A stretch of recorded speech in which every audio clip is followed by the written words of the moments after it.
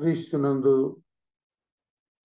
దేవుని బిడ్డలారా, ఈ ఉదయకాలమందు ఈ యొక్క మాటలు ప్రస్తుత జనం, క్రైస్తవ జనము లేకపోతే క్రైస్తవులు అనేవారు పరిస్థితి ఏ విధంగా ఉంది అనంటే, తిరిగి మళ్ళీ లోకంలో అన్ని అనుభవించి తిరిగి తన స్థితిని తానే అంటే మళ్ళీ లోకంలో ఏ విధంగా ఉన్నారో అదే పరిస్థితికి వస్తున్నారు. కొంతమంది అక్కడ కూర్చొని మీకందరికీ అంటే 19 వచనంలో తన భ్రష్టత్వమును తామే భ్రష్టత్వమునకు దాసులైండి అట్టి వారికి స్వాతంత్రము ఇచ్చునని చెప్పుదురు. కొంతమంది ఎట్లా ఉన్నారు అని అంటే, వాళ్ళు భ్రష్టులయ్యిండి ఇంకా కొంతమందిని పిలిచి మీరు రండి, మేము మీకు మంచి నీతి బోధలు చెప్తాం, లేకపోతే మీకు మంచి మార్గాన్ని చూపిస్తామని మాట్లాడుతూ ఉంటారు. అటువంటి వాళ్ళు ఆమె భ్రష్టులయ్యింది ఇంకొకరిని ఎట్లా ఇంకొకరికి ఏ విధంగా వాళ్ళు మార్గాన్ని చూపిస్తారు. అట్లా కొంతమంది నష్టం అయిపోతున్నారు. కోటి యేసుక్రీస్తును అనుభవించి తాను రక్షకుడు, దేవుడు, దేవుని కుమారుడని అనుభవించిన తర్వాత కూడా కొంతమంది మరలా కొన్ని చిక్కుల్లో పడి వాటి చేత జయింపబడుతుంది. అంటే చిక్కులో పడినప్పుడు, ఒక శోధనలో పడినప్పుడు శోధన జయిస్తుంది, విశ్వాసం పడిపోతుంది. ఈ విధంగా విశ్వాసాన్ని కోల్పోతున్నారు. తాను ఏదైతే అనుభవించాలనుకుంటున్నారో, ఏదైతే శోధనలో పడిపోతున్నారో ఆ శోధన చేత జయించబడి అక్కడ వాటికి దాసులైతుంది. క్రీస్తునందు దేవుని బిడ్డలారా, అది గమనించాలా. మన పరిస్థితి ఎప్పుడు ఏమైపోతుందో. కొంత మంచిగానే అనిపిస్తుంది, కానీ ఏదైతే మనం అంటే ఎక్కడ మనకు లస్ట్, దురాశ కానీ లేకపోతే ఎటువంటి పరిస్థితిలో మనం పడిపోతున్నామో మరి ఆ దానికి దాసులు అవుతున్నాం. కొంతమంది మనకు తెలుసు, అంటే మనం చెప్పాల్సిన పని లేదు, ఏదైనా ఈ లోకరీతిగా కొన్నిటికి దాసులైపోతున్నారు. కొంతమంది దురాశ, లేకపోతే వ్యభిచారము, ఇంకా లేకపోతే తాగుబోతుతనం, ఇవన్నీ కాకుండా మరి ఇంకా ఏదైనా మరి లోకంలో ఉన్నది అని అంటే దానికి లోబడి మరి క్రీస్తు యందలి విశ్వాసాన్ని కోల్పోతున్నారు. వీటన్నిటిని చూస్తే ఏమవుతుందంటే బ్యాక్ స్లైడింగ్, అంటే మరి వెనకటి స్థితికే పోవడానికి ప్రయత్నం చేస్తుంది. మళ్ళీ అన్ని అనుభవించిన తర్వాత ఏది వాళ్ళకు తెలియదని లేదు, తెలియని వారికి చెప్పడం ఒక ఎత్తు, తెలిసిన వారికి చెప్పడం ఒక ఎత్తు.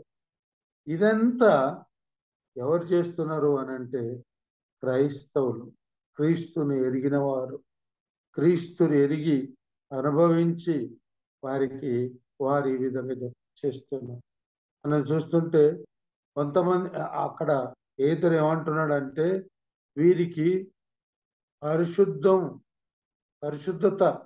తెలియకుండాటే బాగుంటుండే అని ఇక్కడ 21వ వచనంలో, తాను నీతి మార్గమున అనుభవపూర్వకంగా తెలుసుకొని తమకు అప్పగింపబడిన పరిశుద్ధమైన ఆజ్ఞ నుండి తొలగిపోవుటకు ఆ మార్గము అనుభవపూర్వకముగా తెలియకుండాటే వారికి మేలు.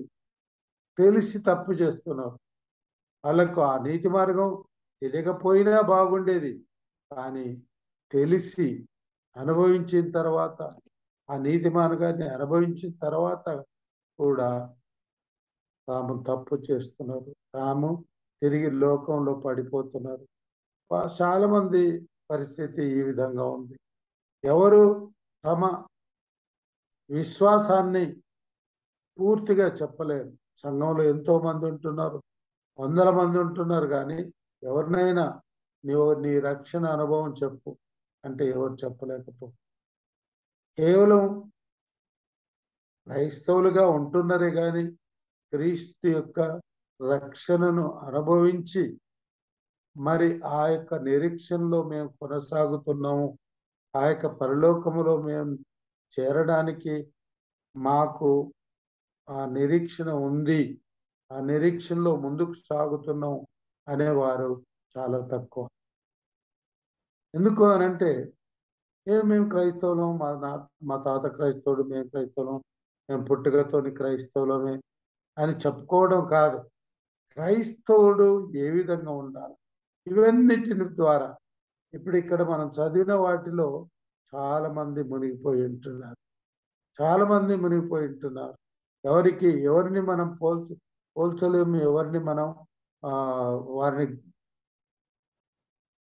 ఇది అని చెప్పలేము. ఎందుకనంటే ఎవరైనా కూడా బాగానే ఉంటారు, తోడేలు గొర్రె వలె కనపడుతూనే ఉంటది, కానీ వారి వెనుక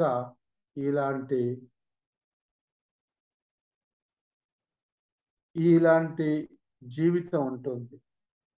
అంటే నేను వాటి గురించి వేరుగా చెప్పలేను, కానీ ప్రతి ఒక్కరికి తెలుసు. ఒకటే మాట అక్కడ పేతురు చెప్తున్నాడు ఏంటంటే, కుక్క వాంతికి చేసి తిరిగి తింటది, అదేవిధంగా పందిని ఎంత మంచి శుభ్రంగా కడిగినా కూడా అది మళ్ళీ బురదలోకి పోతుంది. అలాంటి స్థితి మరి క్రైస్తవులకు ఉంటుంది. క్రీస్తుని ఎరిగిన వారు ఒకవేళ అది అటువంటి రక్షణ అనుభవం లేకపోయినా బాగుండేది అన్నట్టుగా మాట్లాడుతుంటున్నారు. పరిశుద్ధమైన ఆజ్ఞ నుండి తొలగిపోవట కంటే ఆ మార్గము అనుభవపూర్వకముగా తెలియకుండాటయే వారికి మేలు. తెలియకున్నా బాగుండేది ఈ పరిశుద్ధమైన జీవితం. అటువంటిది జీవితంలో మనం ఉండి దేవుని ఆజ్ఞల్లో మనం పెరిగి మంచి రక్షణ అనుభవం అనుభవించి మరి క్రీస్తు కుమారత్వం మనం అనుభవించి దేవుని కుమారత్వంను క్రీస్తు ద్వారా అనుభవించి మరి తిరిగి వేరుగా జీవిస్తున్నాం. వేరుగా ఏమవుతుందిలే, కొన్నిసార్లు కొంత అలవాటు నేర్చుకొని ఏమవుతుందిలే మళ్ళీ మార్చుకోవచ్చు అని దానికే దాసులు అయిపోతున్నాం. ఆ యొక్క వ్యర్థమైన జీవితంలో మరి కొనసాగుట కొంతమంది ఇష్టపడుతున్నారు. ఒక్కసారి అటువంటి వ్యర్థమైన జీవితంలో పోయిందంటే తిరిగి మార్చడానికి కష్టం. దానికే దాసులు అయిపోతున్నారు. అటువంటి దాసత్వం నుండి తిరిగి మళ్ళీ వారిని విడిపించి పరిశుద్ధులుగా చేయడం చాలా కష్టం. హెబ్రీలకు రాసిన 6వ అధ్యాయంలో ఒక మాట ఉంది, చాలా జాగ్రత్తగా వినండి. హెబ్రీలకు రాసిన అధ్యాయం, హెబ్రీ గ్రంథంలో 6వ అధ్యాయము 4వ వచనం. హెబ్రీలకు రాసిన పత్రిక 6వ అధ్యాయం 4వ వచనం. ఒకసారి వెలిగింపబడి పరలోక సంబంధమైన వరమును రుచిచూచి పరిశుద్ధాత్మలో పాలివారై దేవుని దివ్య వాక్యమును రాబో యుగ సంబంధమైన శక్తుల ప్రభావమును అనుభవించి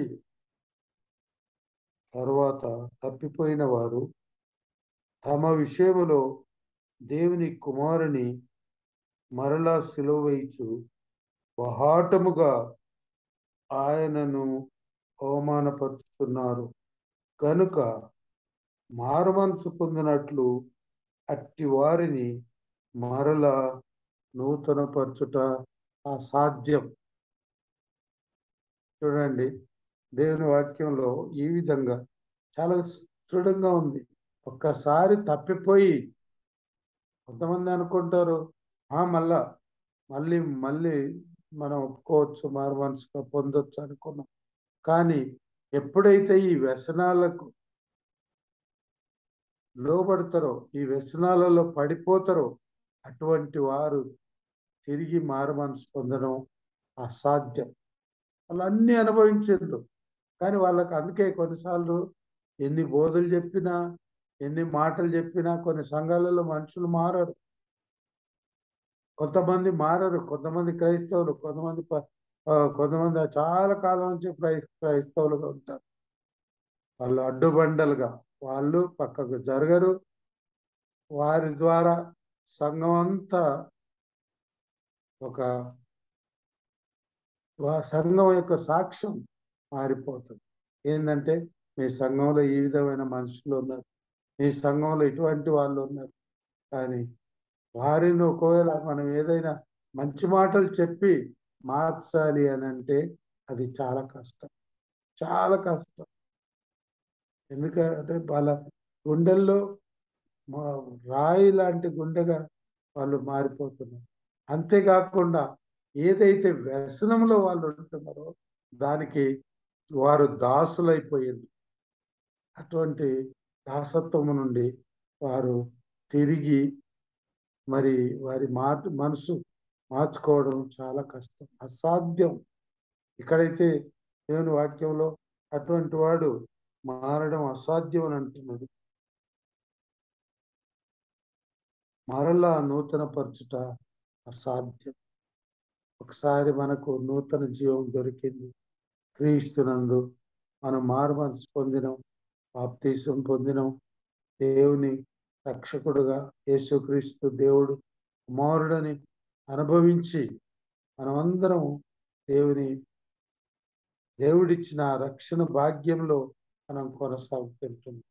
అటువంటి అనుభవం నుండి ఎప్పుడైతే తప్పిపోతామో మరి తిరిగి మరల మారడం చాలా కష్టం. క్రీస్తునందు దేవుని బిడ్డలారా, దైవజనులారా, ఏదైతే మనం నమ్మినమో దానిలో కొనసాగుటకు ప్రయత్నం చేద్దాం. శోధనలో పడిపోకుండా వీటన్నిటిని జయించటకు మనకు మంచి మార్గం ఏంటంటే, సాతానుడు ఇలాంటి శోధనలు తెచ్చినప్పుడు, మనలను మన రక్షణ నుండి మార్చుతున్నప్పుడు మనం చేయవలసిన కార్యం, చేయవలసిన మంచి ఖడ్గం సాతాను జయించడానికి ఏంటి అని అంటే, మోకాళ్ళ మీద ఉండి ప్రార్థన చేయాలి.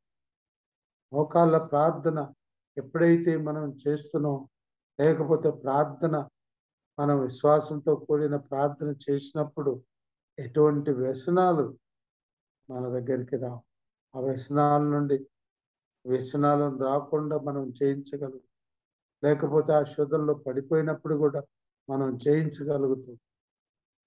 మరి అటువంటి జీవితం మనకు అనుగ్రహించి మరి ప్రస్తుతం ఉన్న పరిస్థితిలో మరి అనేకులు ఆ యొక్క వ్యసనాల్లో ఉన్నారు కాబట్టి ఏదైనా ఒక సమాధాన పడడం ఇష్టపడరు, ఒక మంచి మార్గంలో ఉండడం ఇష్టపడరు. మరి ఇలాంటి పరిస్థితులు ఉన్నందుకే సంఘములలో జగడములు, సంఘములలో విభేదములు, మరి ఇవన్నీ జరగడానికి కారణాలు ఏంటంటే వారి వ్యసనాల్లో ఉంటున్నారు. అందుకే మరి ఎప్పుడు మనం సమాధానంగా ఉండాలా, అందరం కలిసిమెలిసి ఉండాలా అన్నప్పుడు ఉండడం చాలా కష్టం. ఎందుకంటే వాళ్ళ వ్యక్తిత్వం అంతా మారిపోతుంది. చూడడానికే క్రైస్తవులుగా ఉండి ఒక మెంబర్గా ఉంటున్నారు, కానీ మరి వారు మారడం చాలా కష్టం అయిపోతుంది. ఎన్ని విభేదాలు, జగడాలు, మరి ఇవన్నీ జరగడానికి కారణాలు ఏంటంటే వారు తన రక్షణ మార్గం నుండి బయటికి వెళ్ళిపోయింది. వారి స్థితి ఎప్పుడు కుక్క వాంతికి చేసి మరల తిన్నట్టే, లేకపోతే కడిగిన పందిని ఏ విధంగా పోయి బొద్దల పొల్లుతున్నదో అటువంటి జీవితాలు జీవిస్తున్నారు. మన సంఘాలు మరి దేవుడు ఇటువంటివన్నీ కాకుండా మరి ఆయన పరిశుద్ధ రక్తము చేత విమోచించబడిన ప్రతివారు మరి పరిశుద్ధులుగా ఉండడమే మరి దేవుని చిత్తం. పరిశుద్ధులుగా ఉండడమే దేవుని చిత్తం. పరిశుద్ధులుగా ఉండి ఆ యొక్క పరలోక మార్గమునకు వారసులుగా జీవించి ఈ లోకంలో విడిచినప్పటికి కూడా పాతాళమునకు వెళ్ళకుండగా పరలోకానికి వెళ్ళడమే దేవుని చిత్తం. అందుకని ఆయన స్వభావంలో మనం జీవించాలని దేవుని చిత్తం. కాబట్టి క్రీస్తునందు దేవుని బిడ్డలారా, దైవజనమా, మరి మనందరినీ దేవుడు మరి శోధనలో పడిపోకుండా మరి కాపాడి మరి సాతాను శక్తులను మనం అనుదినము జయించుటకు, ఎప్పుడు రోజు కాదు, అనుదినము జయించుటకు మనకు మంచి ప్రార్థనా జీవితం, వ్యక్తిగతంగా మనం మోకాళ్ళ ప్రార్థనతో ప్రతి దుష్ట శక్తులను జయించుటకు దేవుడు కృపను అనుగ్రహించునుగాక. పరిశుద్ధాత్మ దేవుడు మనందరికీ ఇటువంటి కృపను అనుగ్రహించి మరి తప్పిపోకుండా కాపాడుటకు పరిశుద్ధాత్ముడు మనకు తోడైండునుగాక. ఆమేన్.